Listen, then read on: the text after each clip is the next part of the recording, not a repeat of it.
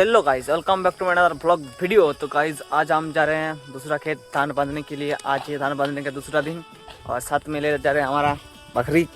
वहाँ पर बांध देंगे। इस चल के अंदर इसका सबका रस्सी है तो बांध देंगे। और चलो वहाँ पर, और मम्मी पापा मेरे से पहले गए हैं और चलो आप लोग को दिखाते हैं वहाँ पर पहुँच के। तो गाइस फाइनली मैं खेत पहुँच चुका हूँ और इधर देख सकते हो गाइस बकरी को चरने के लिए दे दिया हूँ। यहाँ बांध दिया हूँ इधर और इधर थोड़ा थोड़ा करके।